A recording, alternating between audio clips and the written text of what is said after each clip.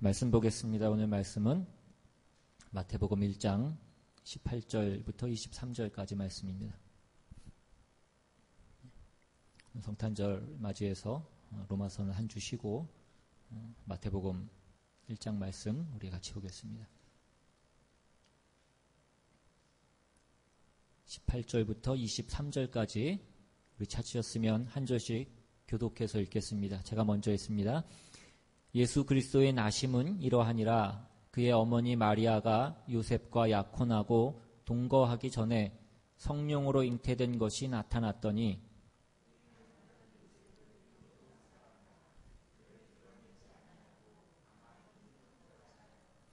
이 일을 생각할 때에 주의 사자가 현몽하여 이르되 다윗의 자손 요셉아 내 아내 마리아 데려오기를 무서워하지 말라. 그에게 잉태된 자는 성령으로 된 것이라.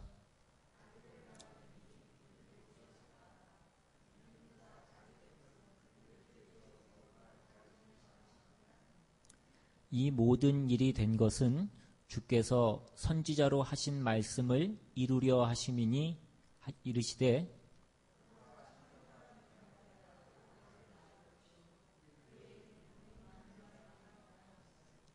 이를 번역한즉 하나님이 우리와 함께 계시다 함이라. 아멘. 하나님이 우리와 함께 하시러 이 땅에 오셨습니다. 하나님이 죄악에 붙잡혀서 멸망할 수밖에 없는 우리 인생에 찾아오셨습니다. 그것이 예수님의 탄생이고 성육신입니다. 오늘 우리가 이 성탄절을 지키는 이유입니다. 처녀가 아이를 낳았다라고 하는 것은 이 일에 하나님께서 얼마나 초월적인 그 능력으로, 그 신적 능력으로 개입하셨는가 하는 것을 나타내는 것입니다. 그런데 이 예수님이 동정녀 탄생이라고 하는 것으로 우리 가운데 오셨다라는 것은 이것이 그냥 우리가 우기는 것이나 갑자기 뜬금없이 일어난 사건이 아니라 구약에 이미 예언된 어떤 그 내용이라고 그렇게 말씀하고 있습니다. 이사야서 7장으로 한번 가보시면 이사야서 7장 1절 이하에 우시야의 손자요 요담의 아들인 유다의 아하스 왕 때에 아람의 르신 왕과 르말리아의 아들 이스라엘의 베가 왕이 올라와서 예루살렘을 쳤으나 능히 이기지 못하니라. 어떤 사람이 다윗의 집에 알려 이르되 아람이 에브라임과 동맹하였다 하였으므로 왕의 마음과 그의 백성의 마음이 숲이 바람에 흔들림같이 흔들렸더라. 그때 여호와께서 이사야에게 이르시되 너와 내 아들 스알 야숲은 윗못 수도 끝 세탁자의 밭 큰 길에 나가서 아하스를 만나 그에게 이르기를 너는 삼가며 조용하라. 르신과 아람과 르말리아의 아들이 심히 노할지라도 이들은 연기나는 두 부짓갱이 구루터기에 불과하니 두려워하지 말며 낙심하지 말라. 아람과 에브라임과 르말리아의 아들이 악한 꾀로 너를 대적하여 이르기를 우리가 올라가 유다를 쳐서 그것을 쓰러뜨리고 우리를 위하여 그것을 무너뜨리고 다부엘의 아들을 그 중에 세워 왕으로 삼자 하였으나 주 여호와의 말씀이 그 일은 서지 못하며 이루어지지 못하리라. 대저 아람의 머리는 다메섹이요 다메섹의 머리는 르신이며 65년 내에 에브라임이 패망하여 다시는 나라를 이루지 못할 것이며 에브라임의 머리는 사마리아요 사마리아의 머리는 르말리아의 아들이니라. 만일 너희가 굳게 믿지 아니하면 너희는 굳게 서지 못하리라 하시니라. 그리고 이 일이 이제 실제로 일어날 것을 확증하기 위해서 그 다음 14절 이하에 뭐라고 되어 있냐면 14절에 그러므로 주께서 친히 징조를 너희에게 주실 것이라. 보라 처녀가 잉태하여 아들을 낳을 것이요 그의 이름을 임마누엘이라 하리라. 그가 악을 버리며 선을 택할 줄 알 때가 되면 엉긴 적과 꿀을 먹을 것이라. 대저 이 아이가 악을 버리며 선을 택할 줄 알기 전에 네가 미워하는 두 왕의 땅이 황폐하게 되리라. 지금 이사야에 나오는 이 예언은 남한국 유다가 외세의 침략으로 인해서 나라가 위기에 처하게 됐을 때에 주어졌던 어떤 그 예언의 말씀입니다.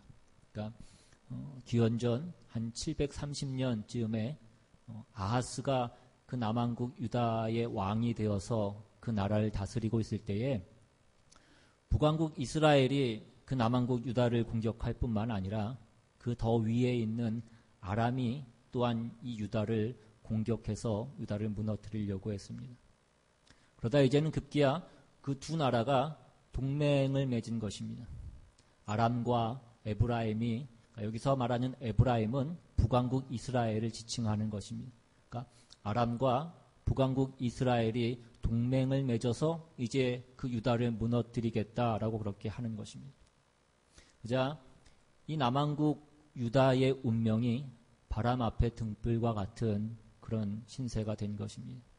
그래서 오늘 본문에 보시면 왕의 마음과 그 백성의 마음이 숲이 바람에 흔들림 같이 그렇게 흔들렸다라고 이렇게 되어 있습니다. 그들이 두려움 가운데 휩싸여 두려움에 떨고 있게 된 것입니다. 그때 하나님이 찾아오셔서 두려워하지 말라라고 그렇게 말씀하십니다. 이사야 선지자를 통해서 너희는 두려워하지 말고 낙심하지 말라.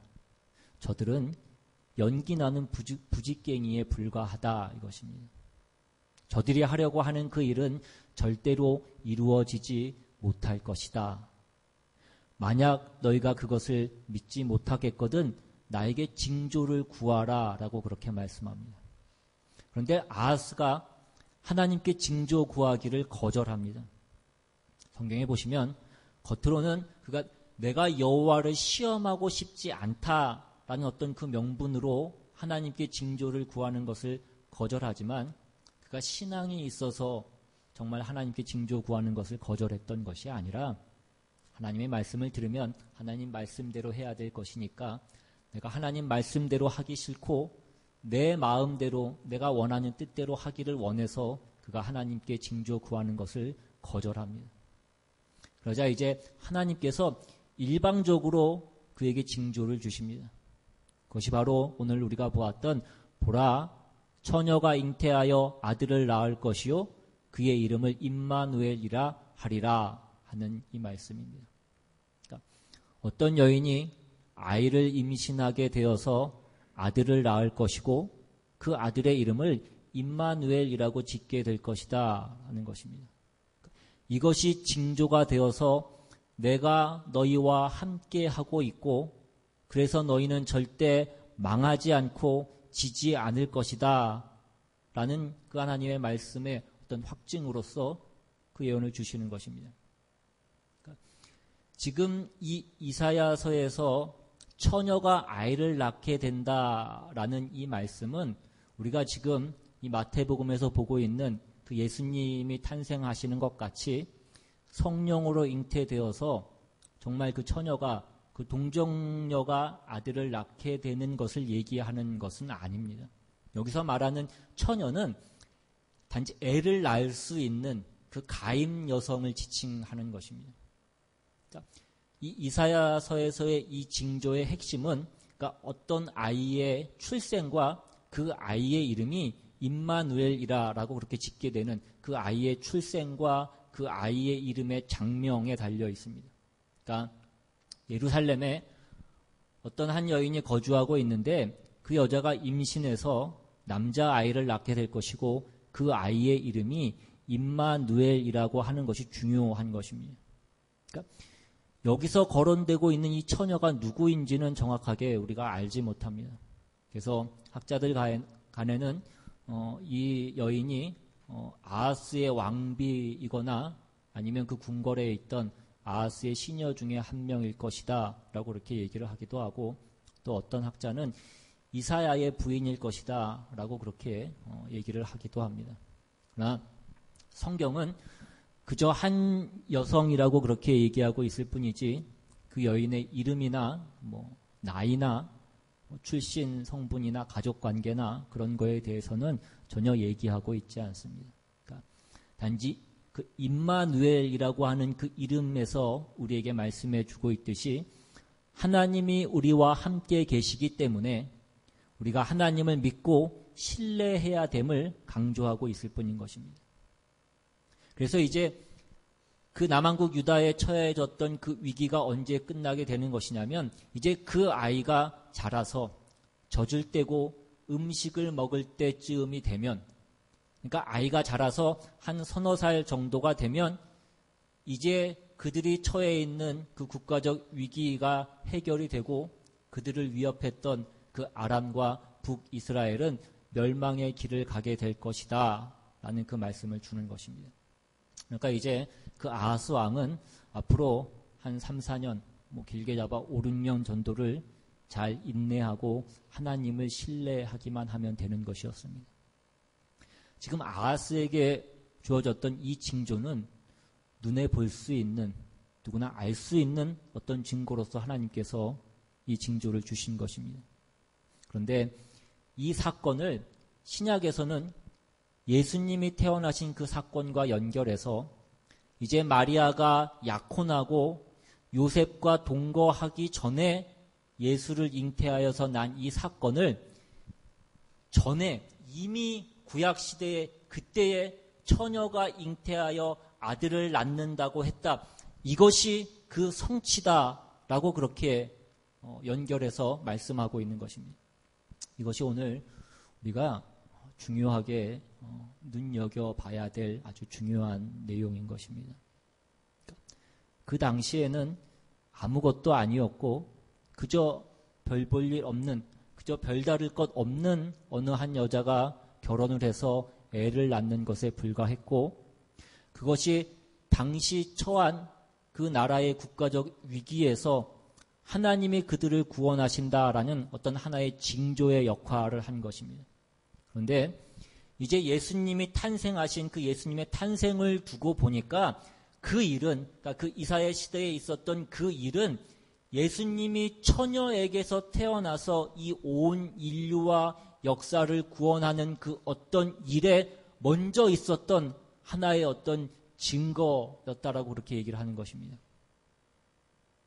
아직 여러분들은 별 감동이 없으시고 이게 그렇게 중요한가 하고 그렇게 생각이 되시겠지만, 물론 여자가 애를 낳는 것은 아무런 문제가 될 것이 없습니다.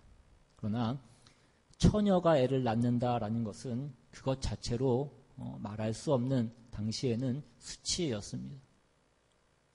예수님께서는 물론 성령으로 잉태된 것이었고 그것이 어떤 하나님의 초월성을 증거하는 것으로, 그것을 나타내는 것으로 그렇게 된 일이었지만, 당시에는 어느 누구도 그 처녀가 애를 낳는 그 문제를 반기지 않았을 것은 너무나 분명한 사실인 것입니다.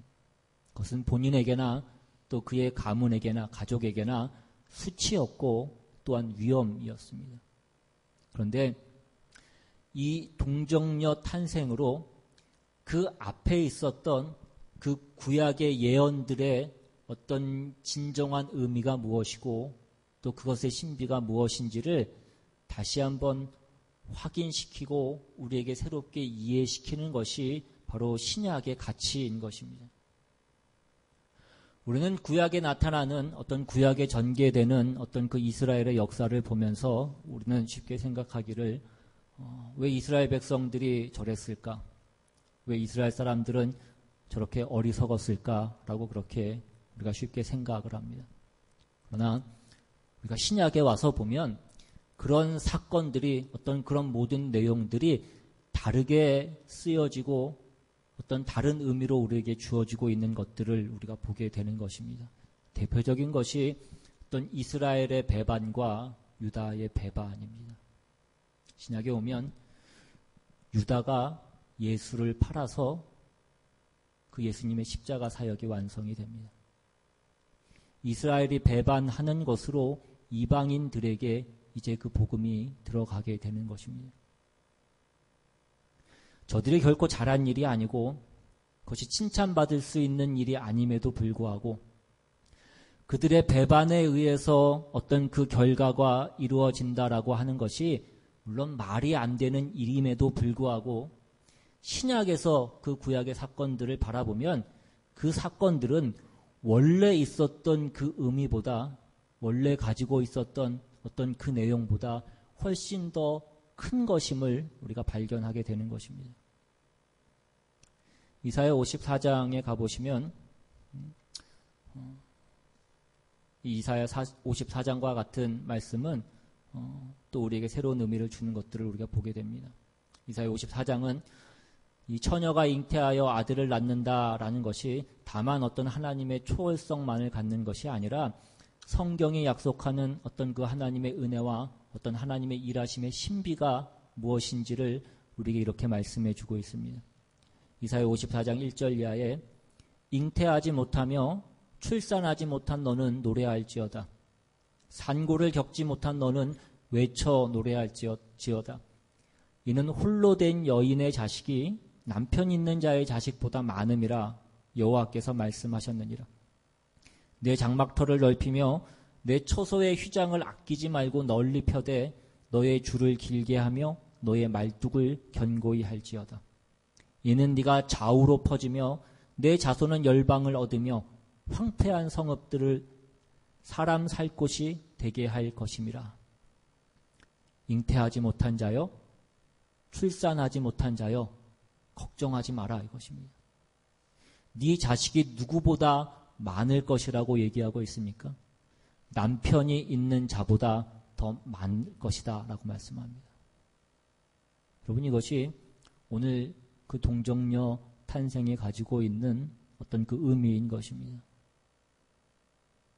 우리가 자랑할 것이 없고 우리가 기대할 것이 없고 우리가 능력이 없고 재주가 없어서 다만 막막하기 그지없는 그때, 그것이 여기서 말하고 있는 잉태하지 못한 자인 것입니다. 우리가 가봤자 뻔한 어떤 그 낙이 없는 현실, 그것이 잉태하지 못한 자고 출산하지 못한 자에 해당하는 그 부름인 것입니다. 그러나 너희 자식이 남편 있는 자의 자식보다 더 많을 것이다 이것입니다. 그러니까 네 마음껏 어떻게 하라고 말씀하면 내 장막터를 넓히고 내 처소의 휘장을 널리 펴라 이것입니다. 그것을 다 네 것으로 만들어 주겠다라고 그렇게 말씀하시는 것입니다. 그러니 걱정하지 말라 이것입니다. 이것이 구약을 신약에서 바라볼 때의 어떤 기적이고 어떤 의미인 것입니다. 또 한 장 앞에 있는 이사야서 53장에 보시면 예수 그리스도를 이렇게 묘사하고 있습니다. 이사야서 53장 1절에 우리가 전한 것을 누가 믿었느냐? 여호와의 팔이 누구에게 나타났느냐? 그는 주 앞에서 자라나기를 연한 순 같고 마른 땅에서 나온 뿌리 같아서 고운 모양도 없고 풍채도 없은즉 우리가 보기에 흠모할 만한 아름다운 것이 없도다. 우리는 예수 믿으면 우리가 보기에도 좋고 뭔가 우리 손에 잡을 것이 생기고 그래야 성공과 복으로 가는 길이고 자리라고 생각을 하는 것이 우리가 가지고 있는 어떤 기본적인 생각입니다. 많은 사람들이 가지고 있는 어떤 인지상정일 것입니다. 그러나 복음은 그렇게 얘기하지 않습니다. 그것이 잘못됐다라는 것이 아니라 네가 헐벗었느냐, 네가 없느냐, 네가 망했느냐, 걱정하지 마라 이것입니다. 여호와의 팔이 누구에게 나타났느냐입니다. 우리의 전한 것을 누가 믿었느냐. 우리가 예수를 믿는다라고 할 때 사람들이 너 예수 믿는다고 하면서 왜 그 모양이냐? 예수 믿으면 복 받는다라고 그렇게 얘기하더니 너 왜 그 꼴이냐? 라고 하는 소리를 들을 때가 있습니다. 때로는 우리 스스로도 우리를 그렇게 생각할 때가 있습니다. 내가 예수를 믿는데 내가 왜 이런가?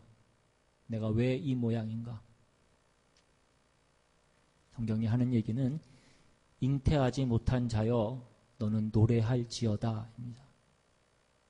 처녀가 잉태하여 아들을 낳았다 이것입니다.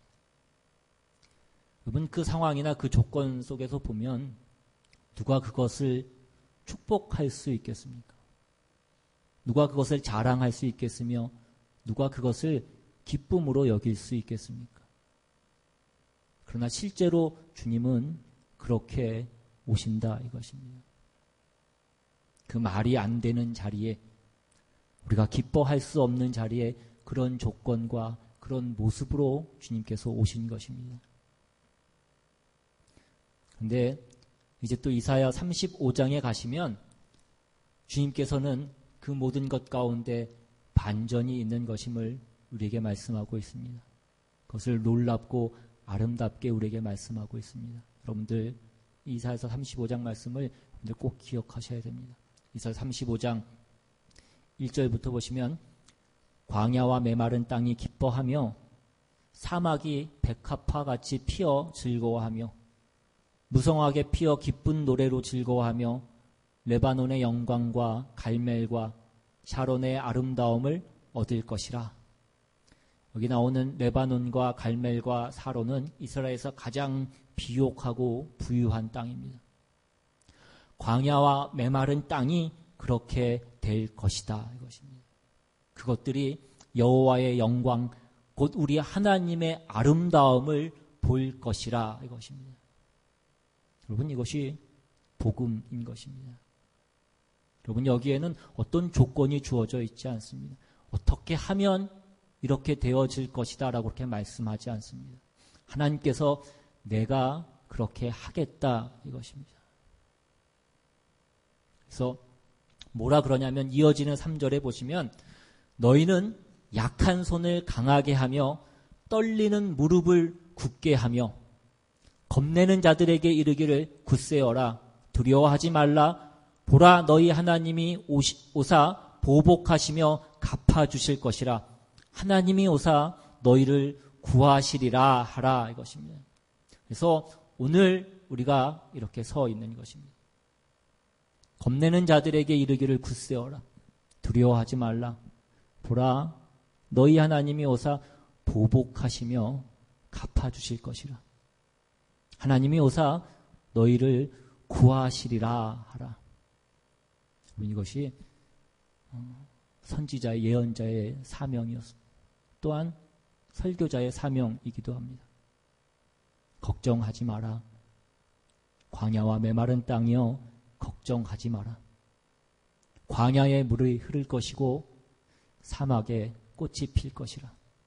하나님이 그렇게 하실 것이라.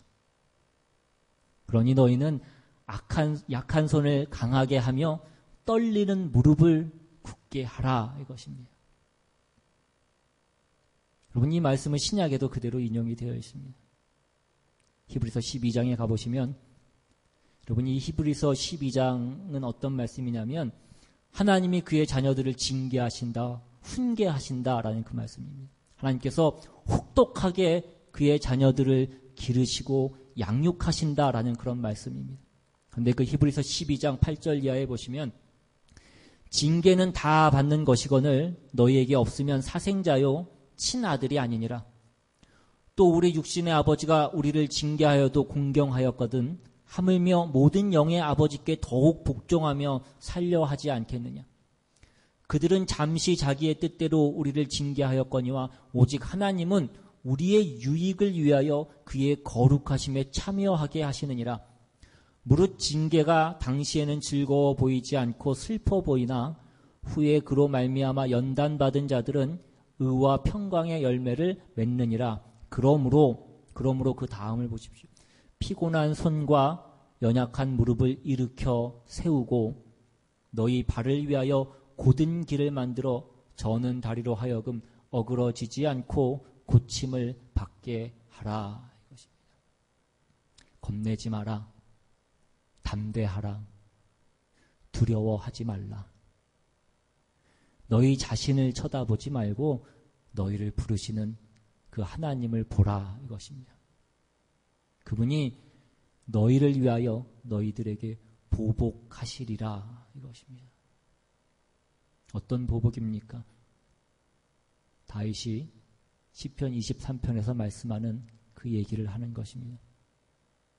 내가 사망의 음침한 골짜기를 다닐지라도 해를 두려워하지 않을 것은 주께서 나와 함께 하심이라. 주의 지팡이와 막대기가 나를 안위하시나이다. 그리고 이 말씀을 합니다. 주께서 내 원수의 목전에서 내게 상을 차려주시고 기름을 내 머리에 부으셨으니 내 잔이 넘치나이다. 여러분, 우리의 원수는 무엇입니까?